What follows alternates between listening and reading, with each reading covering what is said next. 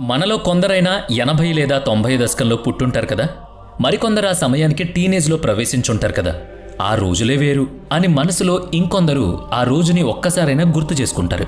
మా కాలంలో అయితేనా ఎన్ని ఆటలు, ఎంత తిండి తినేవాళ్ళం, మళ్ళీ అంతే పనిచేసేవాళ్ళం అని ఈ కాలం వారికి చెప్తూ ఉంటారు కూడా. గిల్లి కజ్జాలు పెట్టుకున్న స్నేహితులతో చెట్టాపట్టాలు వేసుకుని తిరిగిన రోజులవి. బీద గొప్ప తారతమ్యాలు అప్పుడు ఇప్పుడు కూడా ఉన్నాయి. అయితే హృదయ వైశాల్యం అప్పట్లో మరింత ఎక్కువగా ఉండేది. అంటే పెద్ద మనసు అన్నమాట. మొబైల్ ఫోన్లు లేని కాలమైనా కూడా దేశంలో ఎక్కడో ఉన్న నేస్తాలతో, బంధువులతో ఉత్తర ప్రత్యుత్తరాలు నడిచేవి. అనుబంధాలు పరిమళించేవి. చదువుల్లో గుండు సున్నాలొచ్చుండొచ్చు గాని సంస్కారం మాత్రం నిండుగా ఉండేది. సౌకర్యాలు పరిమితంగానూ, ప్రశాంతత మిన్నగానూ ఉండేది. అవును, గతం తిరిగి రాదన్నది నిజం.